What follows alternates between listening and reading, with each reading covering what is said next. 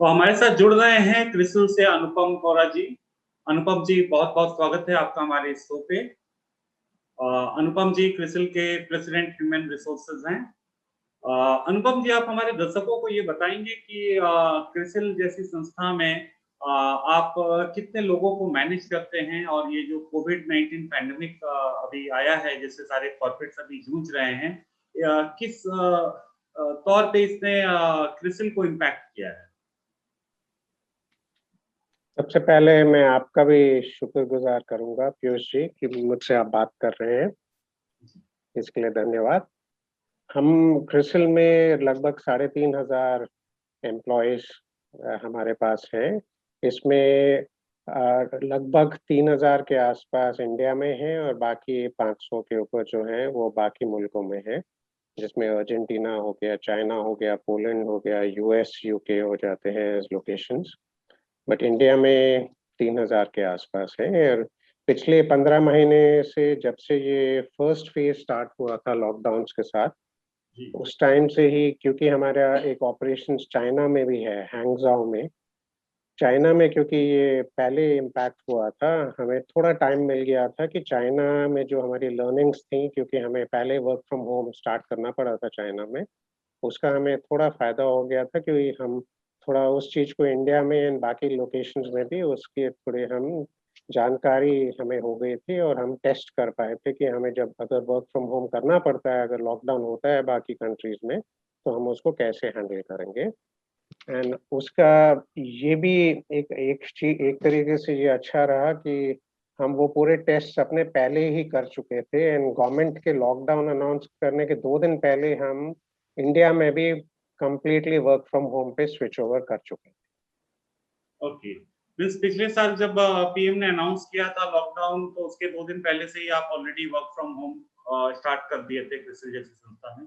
Sir, ये बताएँगे कि जैसा आपने बताया कि चाइना में आपका ऑपरेशंस है और चाइना से आपको अर्ली हेड्स अप मिला, वहाँ से क्या लर्निंग एक्सपीरियंस था जिसको आपने इंडिया में रेप्लिकेट किया?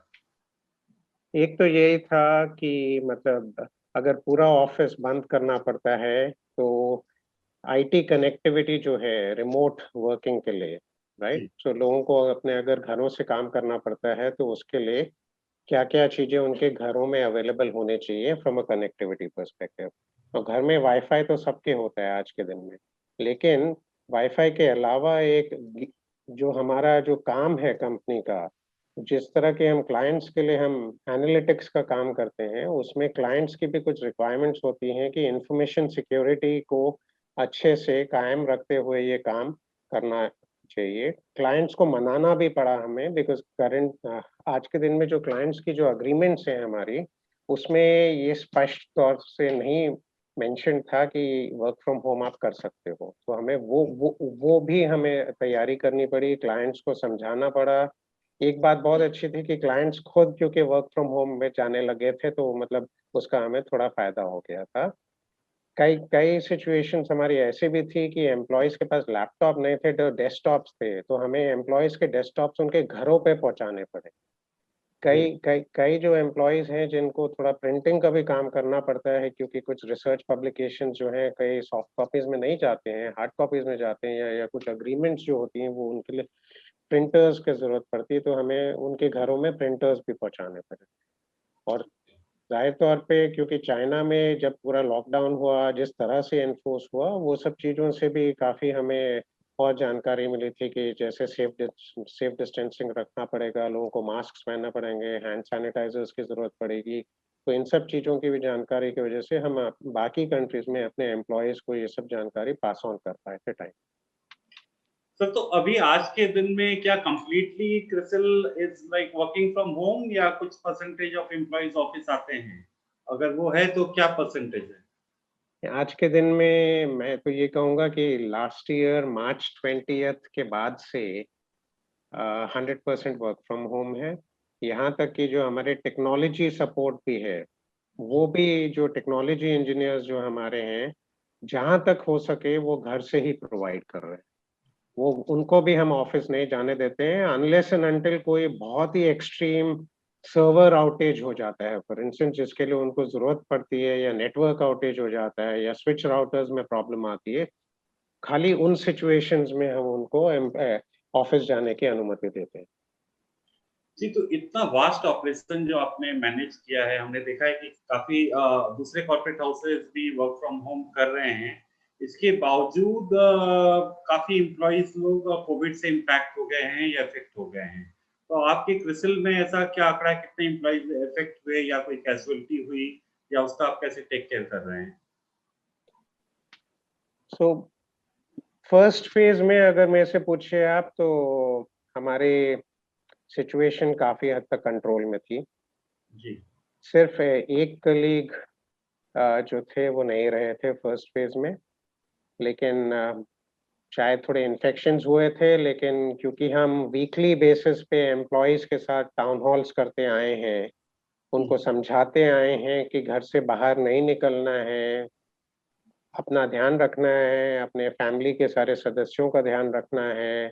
जहाँ तक ज़रूरत पड़ सके मैनेजर्स को बोल दीजिए आप साफ कि अगर मैं स्ट्रेस नहीं ले पा रहा हूँ तो मैं सिर्फ इतना कर पाऊँगा, लेकिन थोड़ी देर बाद जब मैं बेटर फ़ील करूँगा तो मैं अपना बाकी का काम दोबारा से शुरू करके निपटा दूँगा। तो उस हिसाब से हमने काफ़ी प्रयास किया था ताकि ये जो सिचुएशन है फर्स्ट फेज़ की अच्छे से निप सके। तो फर्स्ट फेज़ में उस हिसाब से हम हमारा काफ़ी कंट्रोल में रहा था। सेकंड फेज़ में जो है, क्योंकि सेकंड फेज़ इंडिया में जैसा आया है, सेकंड वेव जिसको कहते हैं, उसमें अगर देखा जाए तो हमारा जो रेशियो रहा है ऑफ एम्प्लॉइज़ या फैमिली मेंबर्स मिला के जो रफली जिनका इन्फेक्शन कॉन्टैक्ट हुआ था, वो मैं कहूँगा कि एक हिसाब से फर्स्ट फेज़ के हिसाब से काफ़ी ज़्यादा था, 3 गुना 4 गुना ज़्यादा था।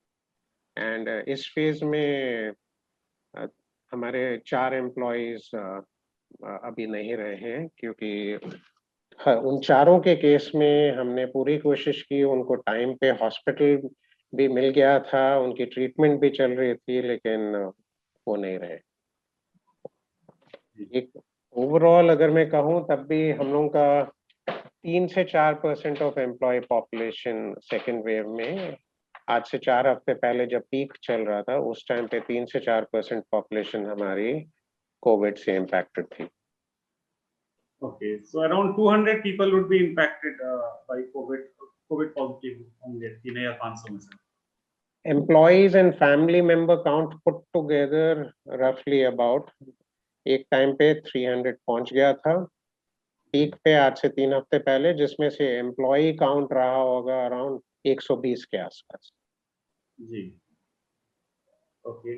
तो जो एम्प्लॉयी कोविड पॉजिटिव हो गए हैं, तो उनके लिए आप एज़ अ कंपनी ने क्या किया या कैसे उनको रिकवर करने के लिए कोई वैक्सीनेशन करवाए या उनका मेडिकेशंस का कैसे ख्याल रखे? आपने क्या-क्या इनिशिएटिव लिए अपने एम्प्लॉयी के लिए? सो पिछले साल ही हमने सितंबर ऑनवर्ड्स एक टाई अप किया था for emergency health care response program, जिसके अंतर्गत हमारे जो मेरे कॉर्पोरेट एडमिन की जो टीम है उसके अंडर मैंने चीफ वेलफेयर ऑफिसर का रोल इनकॉर्पोरेट किया था। एक कॉर्पोरेट एम्प्लॉय के सदस्य को मैंने उस रोल की पे अपॉइंट करते हुए ये emergency health care response framework roll out किया था, जिसके कि एम्प्लॉइज को अगर थोड़ी भी लगता है उनकी तबीयत खराब हो रही है तो वो online doctor consultation, video call doctor consultation ले सकते हैं। उसका लाभ उनको मिलता है। टाइमली मेडिकेशन उनके घर पहुंचा दी जा सकती है। उनको अगर टेस्ट की जरूरत पड़ती है तो टेस्ट सैंपल्स भी घर पे कलेक्ट हो जाते हैं। और ये एम्प्लॉइज के लिए और उनके फैमिली मेंबर्स के लिए कंप्लीटली फ्री है। ये इसका पूरा जो है सब्सक्रिप्शन वो कंपनी उसका खर्चा उठाती है। और अगर उनको ज़रूरत पड़ती है होम क्वारंटाइन की डॉक्टर के एडवाइस के हिसाब से, तो वो पूरा होम क्वारंटाइन सपोर्ट भी इस प्रोग्राम के अंडर उनको मिलता है। All of this is a phone call और a WhatsApp away in that sense. उस हद तक इनको उसकी सहूलियत एक्सटेंड की थी हम लोग ने। एंड इसमें अगर आपको एम्बुलेंस की ज़रूरत पड़ती है, हॉस्पिटलाइज़ेशन की ज़रूरत पड़ती है, मेडिसिन्स की ज़रूरत पड़ती है, जैसे मैंने कहा पहले भी, तो ये सब उनको उसके अंतर्गत मिल जाता है। उसके अलावा हमने एम्प्लॉइज़ को, क्योंकि हम देख रहे थे कि वर्क फ्रॉम होम की वजह से उनके वर्किंग आवर्स जो थे बढ़ गए थे काफ़ी। हमने पिछले साल 2 दिन ऐसे दिए थे एडिशनली, जिसको हमने कहा था वेलनेस डेज। वेलनेस डेज हमने ऑफ दिए थे over and about the normal leave balance. तो जो एम्प्लॉय का जो लीव होती है वो छोड़ते हुए हमने एडिशनली टाइम ऑफ दिया था, ताकि उनको बीच में आराम मिल सके। और हमने लीडर्स को कहा था कि आप लीव लेना स्टार्ट करिए, बेशक घर पे रह रहे हो लेकिन लीव लीजिए। आप लीव लोगे तो आपके टीम मेंबर्स भी लीव लेंगे, नहीं तो उनको भी ये झिझक होगी कि हम कैसे लीव लें अगर हमारा जो लीडर है वो लीव नहीं ले रहा है। तो हमने ये पिछले साल काफी जल्दी ये सब शुरू कर दिया था। और ये जो इमरजेंसी हेल्थ केयर फ्रेमवर्क जो हमने लॉन्च किया उसका हमें सेकेंड वेव में काफी फायदा हुआ। सेकेंड वेव जैसे ही आया, हमें क्लियरली ये लग गया था कि इस फेज में अब इन चीजों की बहुत जरूरत पड़ने वाली है। तो इमरजेंसी हेल्थ केयर रिस्पॉन्स के अलावा हमने और थोड़े मेजर्स लिए हैं अभी सेकेंड वेव में। हमने ऑक्सीजन कॉन्सेंट्रेटर्स अपने हर शहरों में, ऑफिसेज में लिए हैं, ताकि एम्प्लॉयज और उनके फैमिलीज को अगर जरूरत पड़ती है तो हम उनको ऑक्सीजन कॉन्सेंट्रेटर्स के जरिए सपोर्ट दे पाएं। इमरजेंसी हेल्थ केयर रिस्पॉन्स में बाकी चीजें तो हो ही रही थी, उसके अलावा ये ऑक्सीजन शॉर्टेज का भी जो इशू था इसके लिए भी हमने ये हल निकाला। और हमने 2-3 और ऐसे भी कदम उठाए हैं एट दिस स्टेज, जो एक हिसाब से हमने इस फेज को देखते हुए स्पेसिफिकली इंट्रोड्यूस किए हैं पीयूष जी। उसमें एक तो ये है कि हमें ये लगा कि एम्प्लॉयज का आज के दिन में अगर बाय चांस मेडिकल सिचुएशन आती है, उनको हॉस्पिटल के लिए दौड़ भाग करनी पड़ती है, उनको उनके हाथ में पैसे होने चाहिए। तो हमने उसके लिए सारे एम्प्लॉयज जो इंडिया में हैं उनको हमने 50% एडवांस बोनस मई की सैलरी के साथ ऑलरेडी दे दिया है इस साल का। उससे क्या होगा कि मतलब एम्प्लॉयज को अगर जरूरत पड़ती है, फाइनेंशियल लिक्विडिटी उनके हाथ में होनी चाहिए। उसके अलावा एम्प्लॉयज को ये भी कहा गया है कि अगर उनको और पैसों की जरूरत पड़ती है तो up to 6 months of monthly salary, वो सैलरी एडवांस के तौर पे इमरजेंसी मेडिकल सपोर्ट के तौर पे ले सकते हैं। Very good. तो ये हमने एडिशनल सपोर्ट इस तरह से और एक्सटेंड किया है इस फेज में। और पिछले 15 दिनों में हमने बॉम्बे में एम्प्लॉयज और उनकी फैमिलीज की वैक्सीनेशन की है। 1700 लोगों ने उसका फायदा उठाया है। और पिछले हफ्ते गुड़गांव में भी हमने अपने दिल्ली एनसीआर के एम्प्लॉयज की वैक्सीनेशन की थी। लगभग 150 लोगों का उन्होंने इस फैसिलिटी का उपयोग किया है।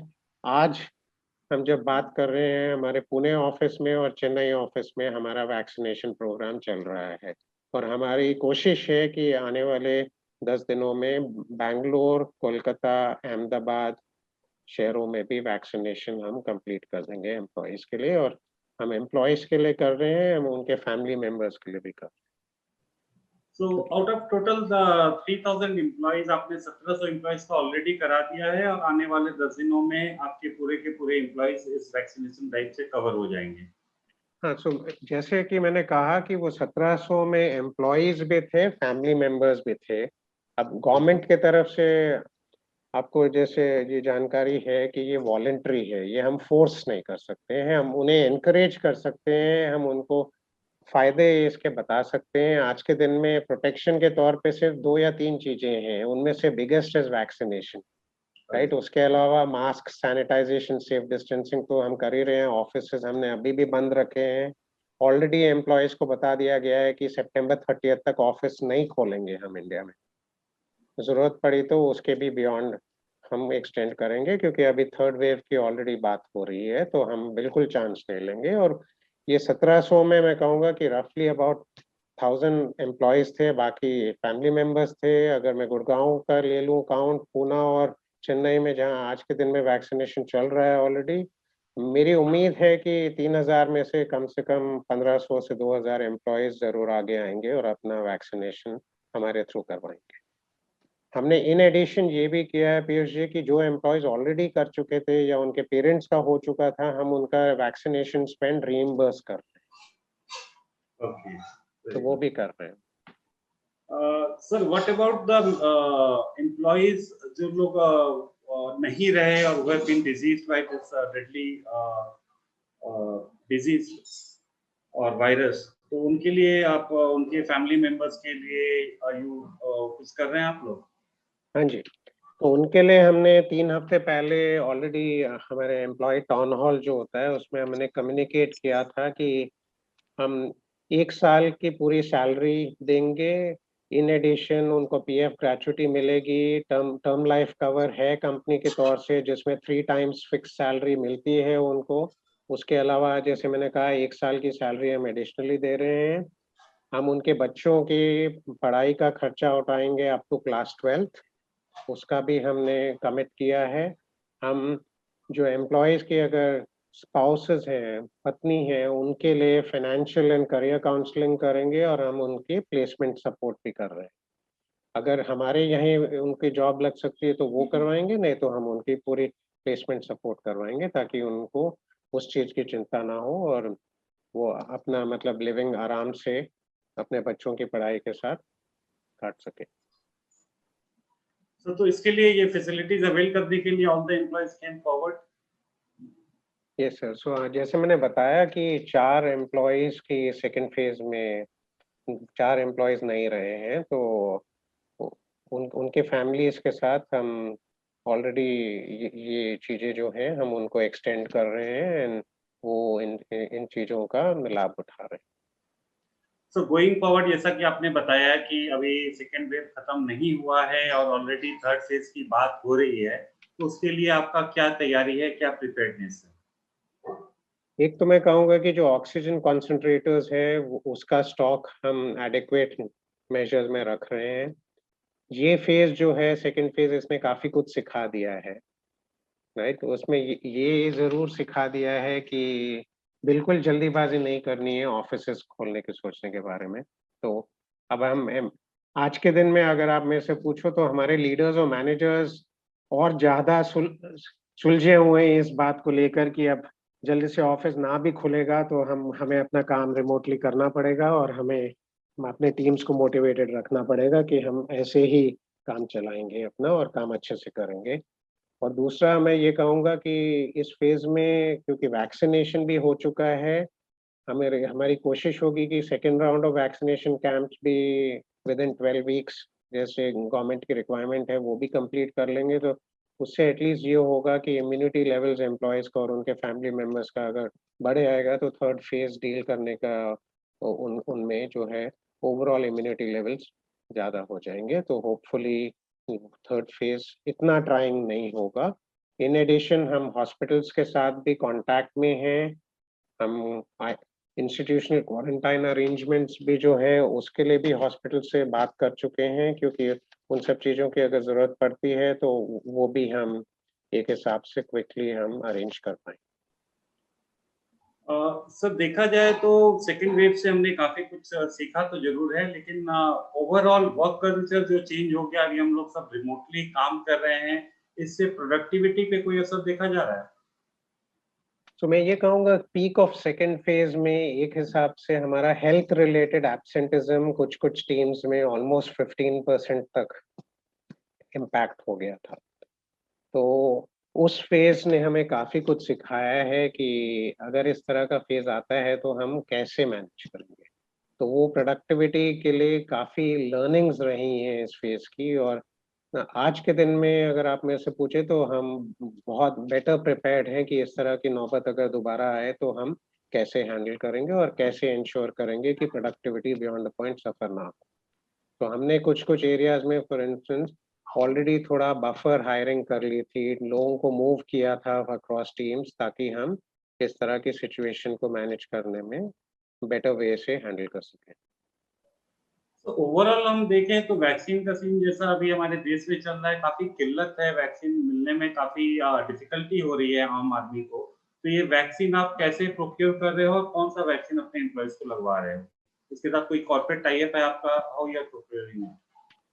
तो हमारा टाई अप जो है हॉस्पिटल्स के साथ डायरेक्टली है। तो हर शहर में स्पेसिफिक हॉस्पिटल्स हैं जिनके साथ हम बात करते आए थे पिछले 6-7 हफ्ते से, इन टच थे।